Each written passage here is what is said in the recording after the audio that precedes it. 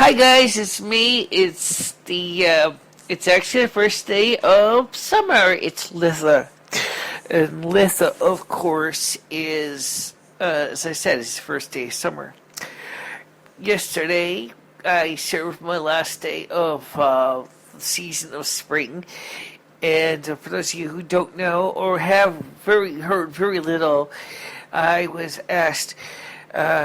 My mother Asna this year to serve as the spring stewardess for the North American continent, as she did not have a replacement to serve in that role, and she wanted to see if I would have the type of ability to do this, even as a pinch hitter.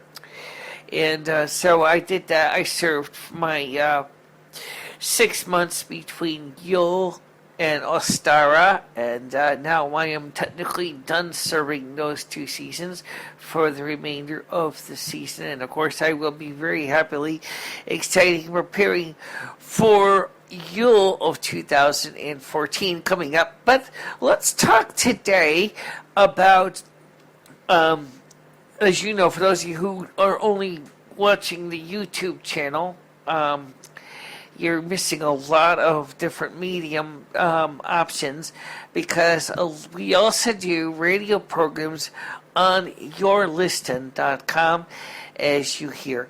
This is an audio-only broadcast, but we are going to put this on YouTube, so for you, YouTubers could get familiar with the radio broadcast, the regular audio onlys. We'll, of course, on www.yourlisten.com/BICHELA. So that's www.yourlisten.com/BICHELA. It is a audio version of YouTube. And it's operated, I believe, by I believe the competition to Google, but I'm not really sure at this point. I do know that there is some interconnection with Facebook, as well, of course, as Facebook operates also with Yahoo as well. So anyway, the point is we're going to be yes, Limmy's here, although since technically this channel is technically my channel, we haven't figured out what we're going to do with her videos yet. Actually, I think she probably wants to say something. Well, first of all, I would like to point out that I have a YouTube channel as well, as Michelle has probably told you over and over again, and it's got a tiny URL because YouTube gave me a randomly generated character code, which is so long, it's full of hexadecimal digits that most people can't figure it out. So we tiny URL'd it. And of course, the kitty cat is here. Yeah, he wants to be serviced. So we'll be right back. So, hey, cool. Anyway, as we were saying before we took care of the cat's needs, is that we have, of course, Lummy has her own video channel at http://www.tinyurl.com/LUMIFINISTRA.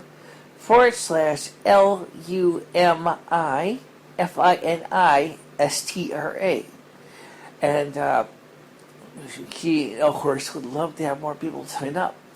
Absolutely. In fact, one of the biggest problems that we're running into right now is between the fact that Michelle and I are doing YouTube broadcasts, Your Listen broadcasts, Michelle and I also do Soup Kitchen broadcasts, is that we've been keeping very busy. And unfortunately, we also have everyday events that come into our life. You know, it's not like in the studio where we have a sign on the door that says, on air or recording. It would be nice if we had that, but we don't. No. In fact, sometimes that creates problems because we have to deal with everyday life events as they happen. Yeah. It's just like the commercial, for Zurich. Change happens. Now, you've interviewed me for a few broadcasts, so I'm going to interview you. Okay. How do you feel this spring has been? I think you did a pretty good job overall. I mean, I don't see any major problem with your performance. The only question I have is that I would like to see summer be in the same temperature range like it is right now. It's really, really good, and the weather has been very cooperative. And I really have to admit that I don't know. We have, like you said tonight on the video, is that you have no control over what the summer steward or stewardess is doing. Right now in the United States, though, is actually its mother Asna is serving as the summer steward. Yes. Originally, she asked Michelle if she would be this. Do all 4 seasons, Michelle turned her down, pointing out that she prefers winter and that she did not want to deal with the seasons that she personally has a personal dislike for, which is summer. However, this year Michelle did agree to give spring a try, which she did, and I think you did pretty good. Thanks. But I think that at the same time, I think that you have demonstrated to Mother that you can easily wear multiple hats, but I think that, like you said, you really prefer winter more than anything. Okay, the next question is where do you think you would like to see us go as far as our media exposure? I think where we need to go next is we need to start considering doing more live interviews in the studio with people and getting a chance for, like you did one with Sherry Heaton, which was very, very well received. I'm surprised. And she has done very well with it. She was comfortable, and you made her feel comfortable on camera, which was a good thing. Unlike Sherry's phobia of her weight, she did not look bad on camera at all. No, she did not. Okay. But I think at the same time, if you're wondering what we're doing, we're trying to pet the cat. He's over here running around, like always. And by the way, for those of you who don't know, we record the audio programs usually almost any time between 12:30 a.m. to 5 a.m. So it means that we're actually laying in bed. Yes. Okay. So that means, of course, that our cats are, most is quiet. Most of the time the phone doesn't ring. We get a chance to talk about that. And you were interrupted so many times tonight in your YouTube video that you had to remove whole segments because of the interruptions with the phone, and also the caller was asking for information that is not something you would want to discuss in a video, or like, giving phone numbers out to people's houses. Yes, exactly. So there are times when you're doing a video like that, in order to protect the confidentiality, you need to edit out segments that are not related to the video. Right. Now, my next question for you is, what do you think the summer's going to be like? I mean, if you had to make a guess based on... Technically, summer now is, as I said, it's totally up to Mother at this point. And I don't know what she wants to do. Okay. What about winter? this winter I have really not decided if we're gonna go for a heavy snowfall or just go for just cold or maybe go for warm, mild snow. Weather. I don't really want to go for the warm snow because that stuff's heavy. Yeah, wet snow sucks. Wet snow sucks. That's cute. Yeah. But you gotta admit, though, that, we have come a long way from the first video I went on YouTube, and you remember, for those of you who never saw that video, it was my first time using iMovie. It was really, really a terrible work. It was a hatchet job. Well, I wouldn't call it a hatchet job, but Michelle, I'll be honest when I say it was, looking back at the videos, which we have offline here, it really does not show you very comfortable at all behind the camera. It showed that you were looking into the camera and holding onto your iPhone for dear life, trying to present an image that was really kind of sad, very kind of uncomfortable. Your sound was terrible. Your hair looked like a mess. Well, my hair at that time was in a being done by another hair salon, and they couldn't quite dial it in correctly with the whiteness. So there was this very big inconsistency. Your hair was gray. My hair was gray, and it really did not have the kind of look I wanted. No. Now, you, of course, mentioned on tonight about that Elsa's natural hair color is like a platinum blonde. Yes. Okay. Could you explain what that, why that is? Well, even if you look in the movie itself, you can see that in several scenes in the movie, her hair is a yellow. We're talking about even in the party, her hair was like a yellowy. When she first debuts her talents to the public at the party, you could see her hair was like a yellowish, pale yellow blonde, or platinum blonde, like my hair is. It's funny because people look at your video and they think your hair is white. It's not. No, it was supposed to be. But it didn't work out that way. It didn't work out that way because of a lot of reasons. The reality is to get my hair pure white, the hair would actually have had no tensile strength at all. It would have just basically just ripped into shreds. Yeah. And so Keith at my salon, I go to Eclipse Salon, which used to be called Hair 2, went through a lot of research to get the hair to look good while choosing just the right amount of bleach and toner to keep things consistent. Right. Of course, Keith right now is taking care of his mother in Texas, so he's not doing her hair right now. It's Jessica that's doing your hair at Eclipse. Yes. So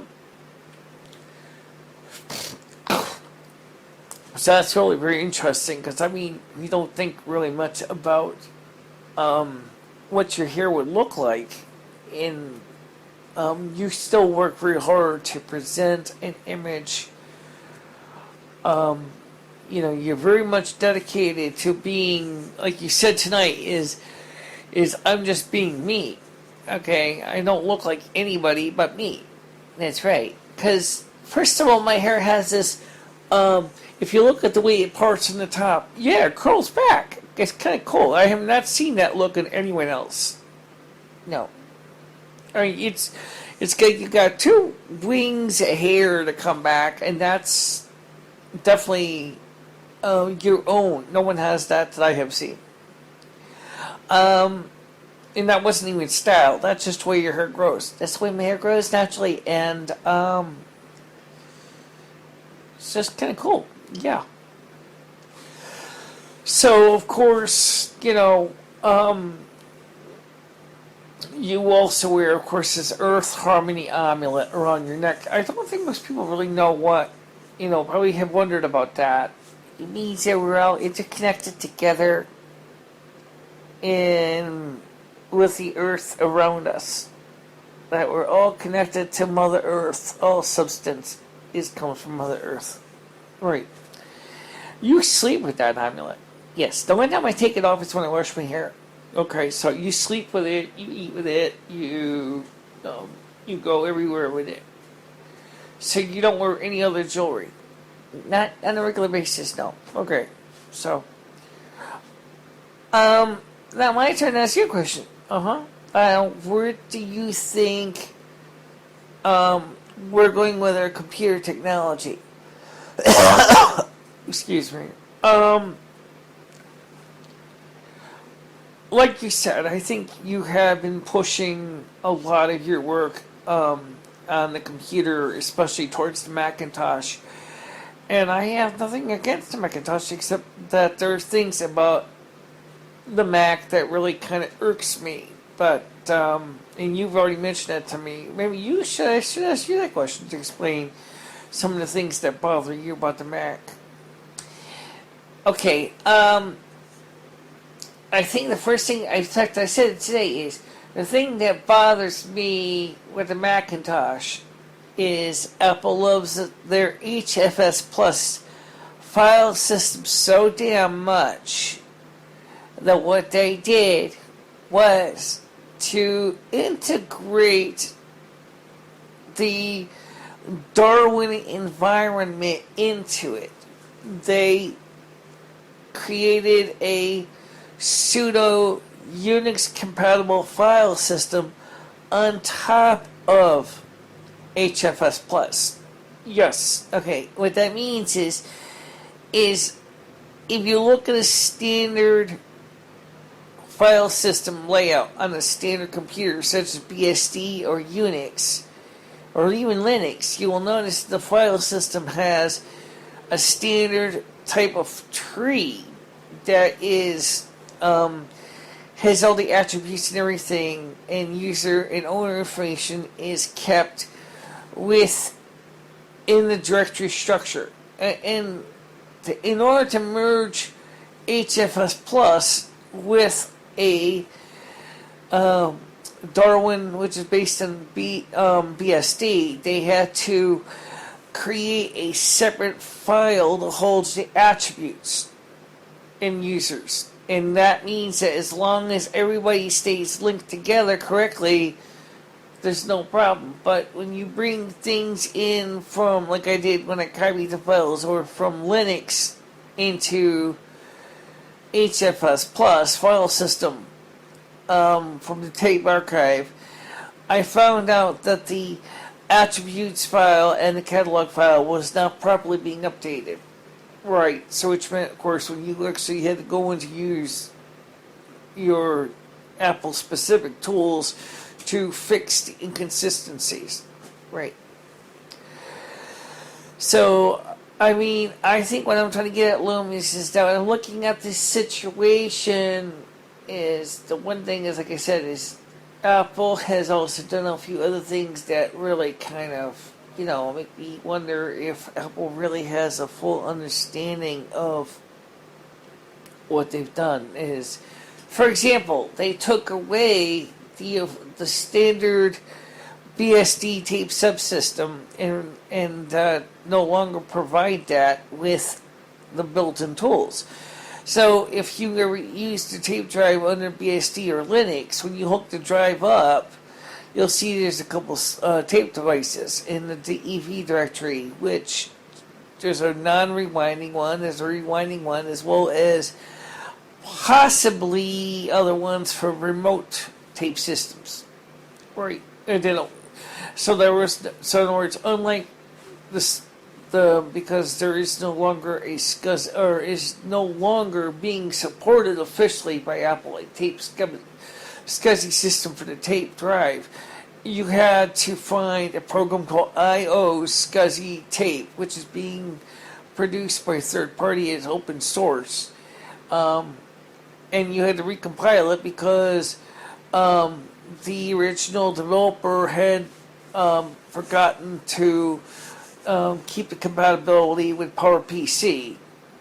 I don't think he really forgot. I think it's possible he could have slipped his mind because obviously a couple of the PowerPC users were also kind of running into the same question as like, how do I get this thing to work on my computer? Obviously, you got to change some things in the Xcode. Well, the thing is that one of the things that bothers me is that he could have at least provided a installation or README file. Doesn't have to be really super sophisticated. Explaining what you may need to change to compile it for the PowerPC line of Leopard or even for Tiger. That left me kind of looking for the pieces, right? And Apple, for some reason, has taken this approach that SCSI sucks. Do you think SCSI sucks? I don't think SCSI sucks. I think SCSI, the parallel port version, certainly has, of course, is now being used in applications now that transcends the original use for small computer system interface. I.e., when you used to use SCSI, it was like for like a home computer or maybe for a very, very small workstation. And now you got SCSI showing up in server networks and much larger topologies. And that's creating for the system a lot of new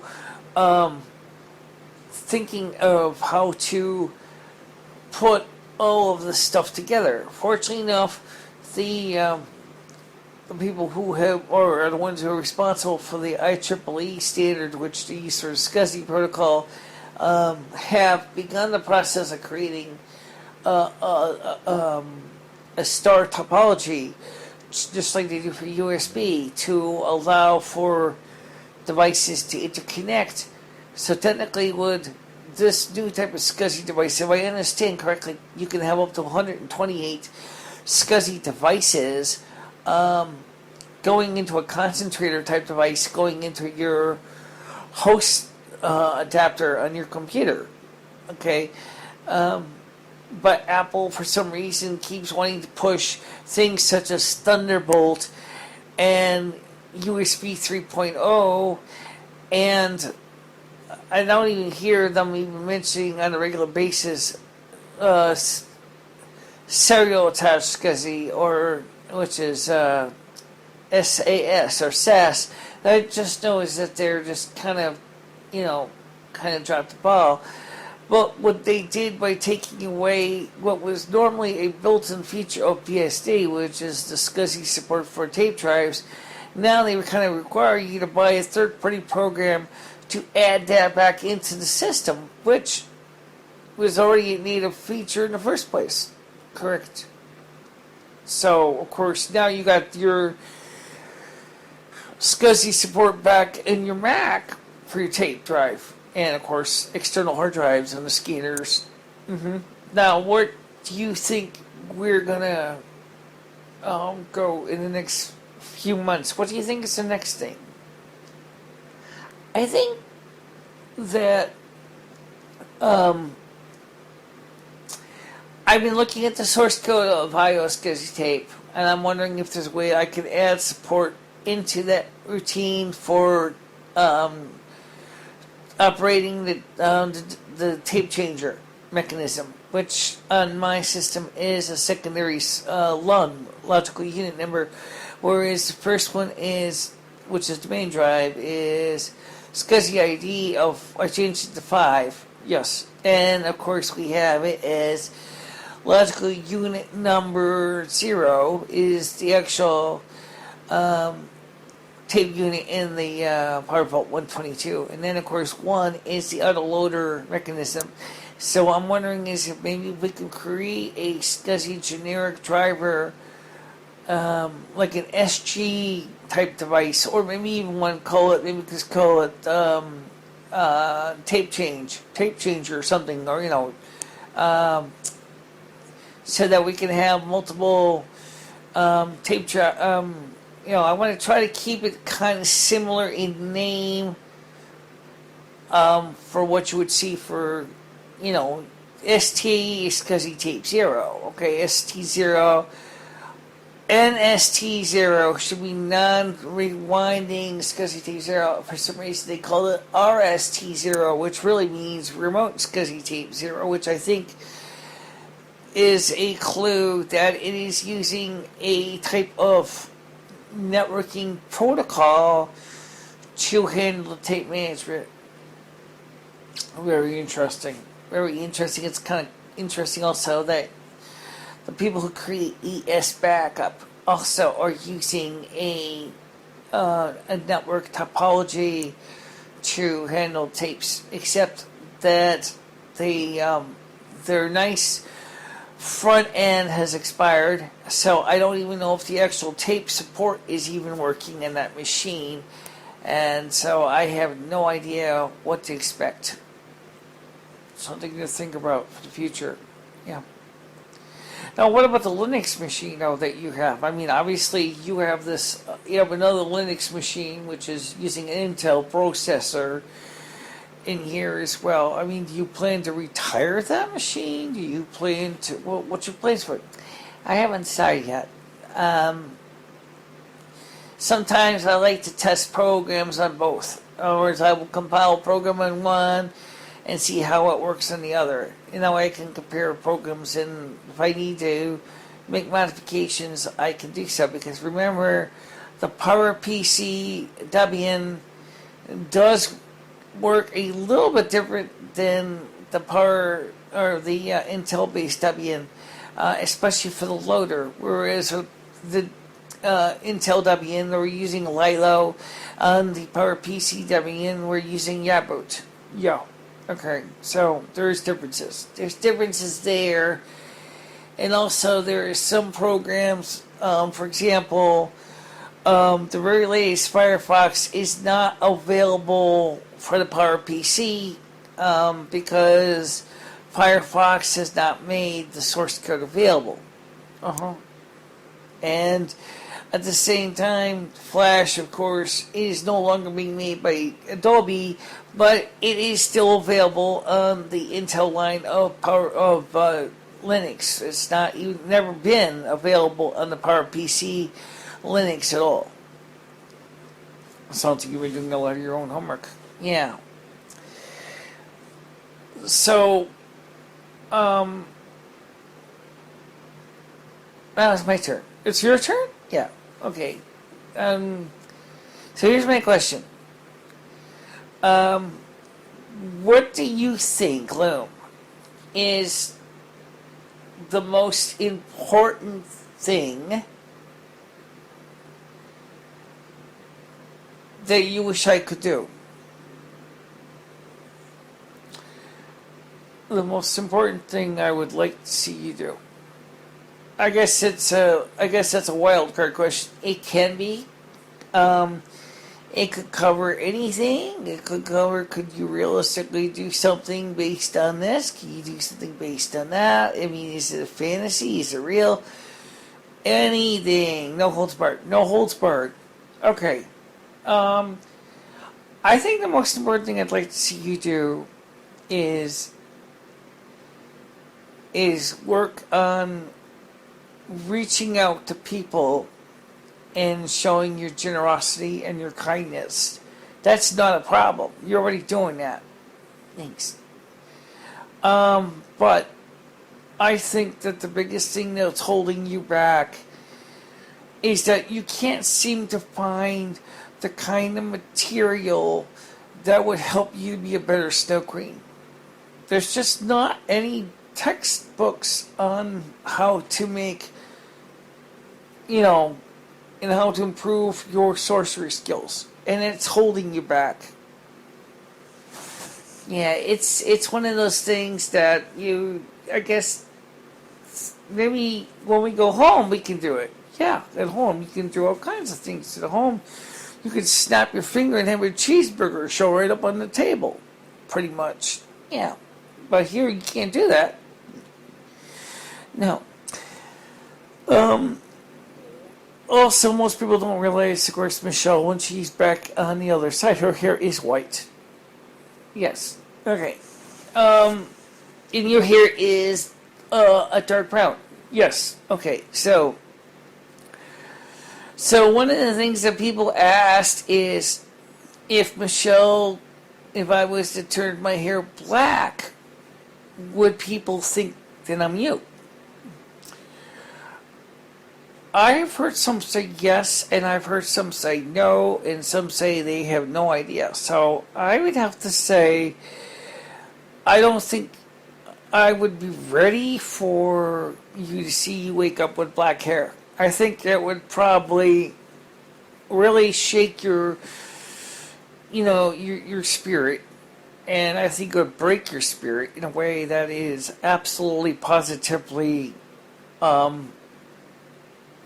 really heartbreaking to think about. I mean, because you work so hard on your the way you carry yourself and your dedication to your work, and you love your work, and your hair is a very important to you. It's part of who you are, even though I know what you've said many times. It's just hair, but it's not just hair. It's a part of who you are. It's your crown. It's the part that makes you. If it makes any sense, I think it does. Okay. The next question is I'm going to ask you now is, what about people like Susan Girth and Rochelle Forsberg who are saying that you're demonic? I think that those people, given the resources that they're using to judge, excuse me, another person, is they have used they're using the biblical scriptures to say what is not. Yeah. But at the same time, they're missing the most important thing of all, of what a demonic entity does, which I don't doubt. The demonic entity's goal is to destroy the human host, not to embellish or to improve or to at least live in harmony with the human host. Excuse me. The human host is in a demonic invasion. It's almost like being invaded by a parasite. Its job is to feed and destroy the host. Okay. I'm not a negative entity. I am a good person. I am a living person. We agreed on this prior to even you coming here, that we would share this body together. So that's a very different circumstances of what makes a good or bad person. Also, we need to go by what Jesus did say, for those of you who like to talk about scriptures. By their fruits, you will know who they are, or you will know them. You certainly can tell that the way me and Michelle work together is certainly not at all like a demonic entity would do.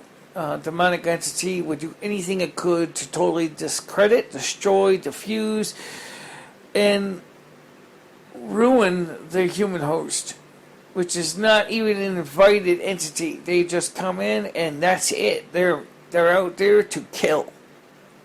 Very good point. I'm glad you brought that up because that's true. So what do you think that people like Susan Girth and Rochelle Forsberg need to consider? I would say this is more for the Susan Girth because she said, "Oh, I know demonics. I work with demonics." Yes, but you have not worked with people who twin souled, because there's only 4 of us in the earth that are adults, and we are limited. People have very little limited knowledge of us, and we are out there trying to enlighten and to inspire people into the future of all the great options that are out there, is that there's more to the world than just the shades of mediocrity that we all see. The universe is a vast place. There's an infinite number of combinations. There's an infinite way of looking at the universe. Why do you think, why would Mother and Father God be only limited to just one type of existence? There's infinite numbers of choices based on even our DNA. If you look at the DNA of the human genome, it is a very varied, vast, sophisticated system of makes people. There's an infinite, almost an infinite number of possible ways that genes can mix together to create things. It's true. I mean, like, take, for example, Abigail and Brittany Hansel. These two conjoined sisters, conjoined from, excuse me, the neck down. Yes. Okay.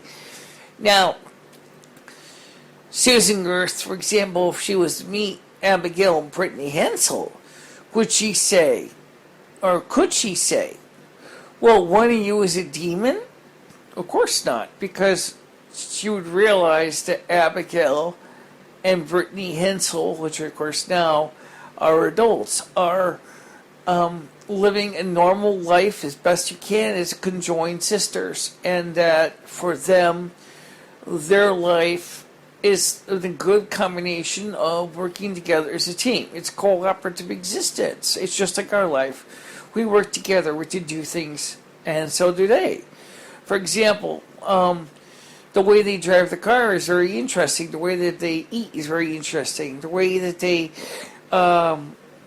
help each other get dressed in the morning, the way that they do all these things is a cooperative operation. It doesn't just, one trying to seize control of the other. And that's a big difference. Yes. Now, so obviously there's a lot more going in the world than just the average mediocrity, as I said earlier. Absolutely. There's all new opportunities for growth all over the planet. And Mother and Father God had made every effort possible to give us opportunities to learn and grow and respond to new environments around us. The Age of Enlightenment, according to several people, was started around 2012, 2013. It did not mean that the human world was going to come to a cataclysmic end, unlike the Mayans thought. It meant that it's a new age of development, new age of scientific research, new ages of robotics, new ages of genetic research, new age of alternative energies. This is a really big time. But unfortunately, it's also a time, and you will know this as well as I do, so I heard you say, but I know what you're saying, but for it. Yeah. It also seems that there's some of these older souls, or older people from prior, who have not embraced the 2012 changes. They're the ones who are going kicking and screaming and trying to keep things like they are the old way. Yes, because they don't want to embrace the changes that are around them. Now, speaking of changes, let's talk briefly about the beginning of the changes of the way Congress is starting to see the National Security Agency spying missions on civilians.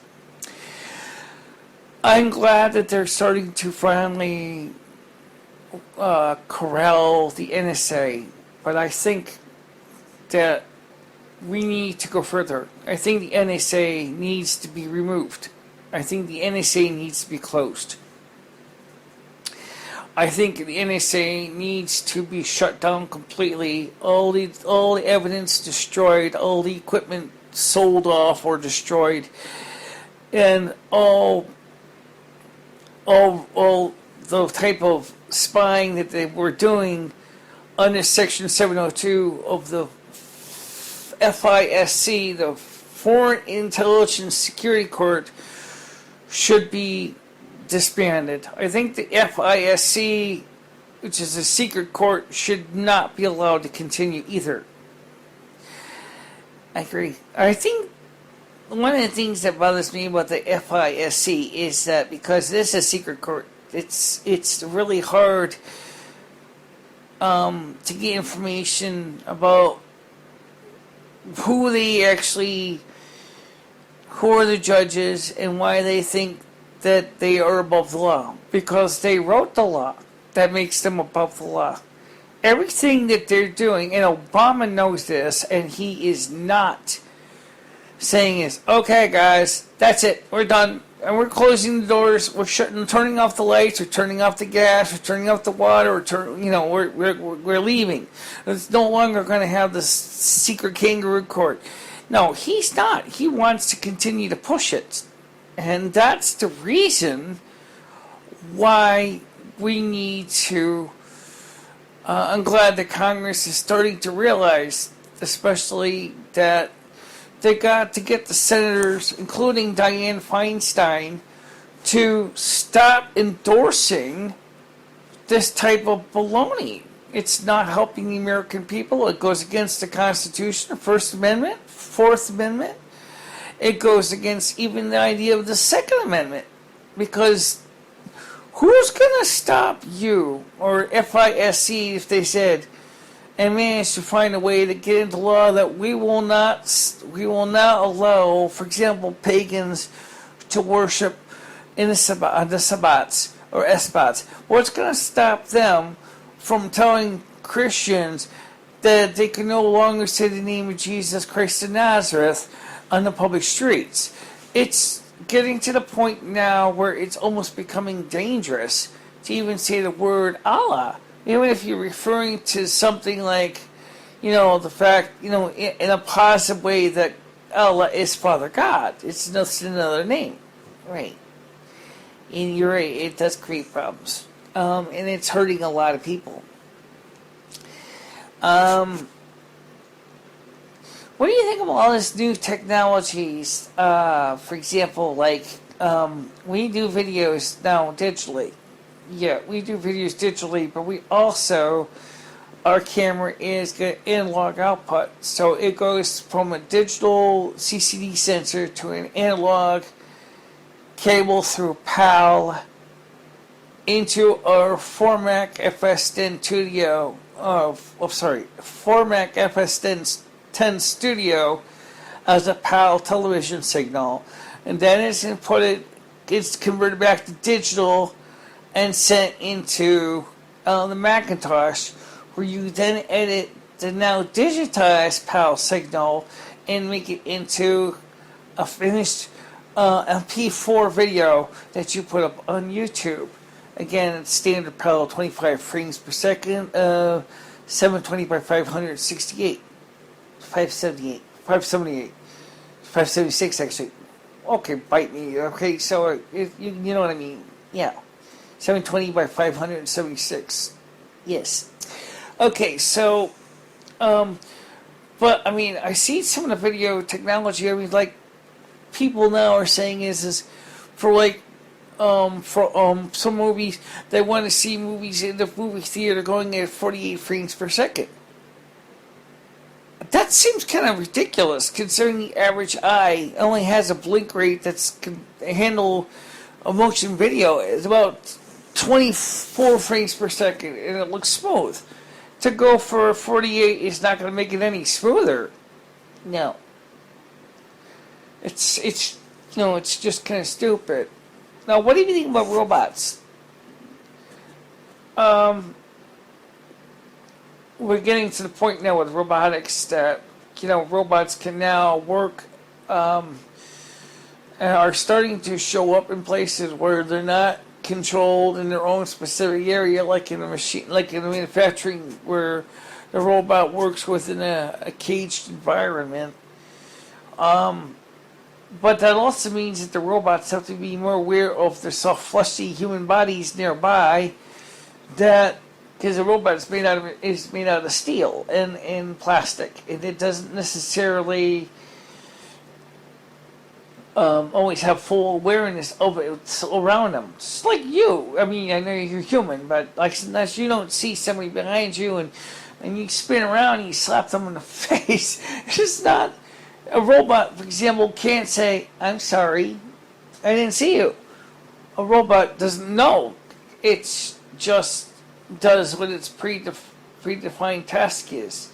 But now with artificial intelligence, we might be seeing more of this, more self-aware robots working with us in the human world.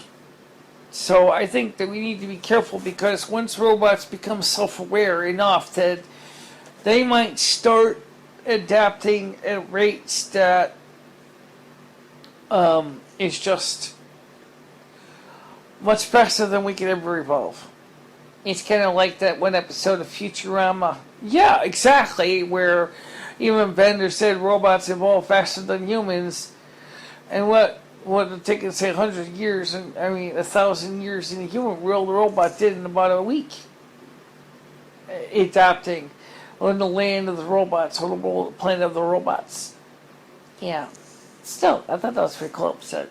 I think that the producer of Futurama was trying to point out something about how much technology machines can evolve as faster than humans can. And what do you think would happen if we ever had a computer system, even in software, that was fast enough to evolve the programs to the point where I could basically give it a pile of documents and say what to do with it, and then have the computer figure out the faster way of processing those documents? It's certainly an interesting idea. I don't really know if I'd want to sit there and have to sit there through all the iterations as it tries to figure out the fastest way to optimize its performance to processing the data, because it would probably be enough to make your head hurt as the computer would figure out how to might be able to figure it out in seconds. For example, let's say you gave it a whole ton of tape catalogs, and you said to the computer nicely, make me a database of all these files, all these tapes, that I can search for a single file in a database, and then tell me which tape cartridge by barcode I have to pull off the shelf to load that document or that file into the computer. That's one of the things I was going to work on originally, was a routine to allow us to do file requests, so that we could actually, a user could request the computer by giving it the full name of the tape, the file name, and then have the tape automatically, or the computer automatically check to see if the tape is already in the autoloader. And if it is, then it would just go to the autoloader and load the volume and then extract the file or group of files. And given the speed that the way your computer system works with DLT, some of those files could take hours to retrieve. Well, that's the idea, was to let the computer itself retrieve them and mail the files to whoever was looking for them. I think that would be a really interesting idea, but I just am concerned about privacy. Certainly comes to mind, because if it's a document that is being requested that is not meant to be publicly shared, then we could have a security problem. I'm already on it. Well, I know you are. Anyway, so for the rest of you guys out there, I know this conversation is going on a lot longer than we expected. It's certainly true. But can I be honest? Sure. But we sure would love to hear from you. So if you have any ideas, comments, concerns, questions about this, and please don't forget you can hear more of our audio broadcasts on www.yourlisten.com/BICHELA, and there you can hear the many other audio only broadcasts that we have done, both together and individually. And of course, there's the comment section there too, and so you can comment there, or of course you can comment by sending email to BICHELA3@gmail.com, or of course LUMIFINISTRA@gmail.com. And until we hear from you again, don't forget to like, share, and comment. And if you're not a subscriber, please do subscribe. And we'd love to hear from you soon. So until then, bye-bye, folks. Bye-bye, everybody. You are listening to Exclusive from yourlisten.com. This is MicheleMarieDalene. You can find out more by going to http://www.yourlisten.com/BICHELA. Until then, don't forget to like, share, comment, and subscribe to hear more interesting stuff every day. Bye-bye.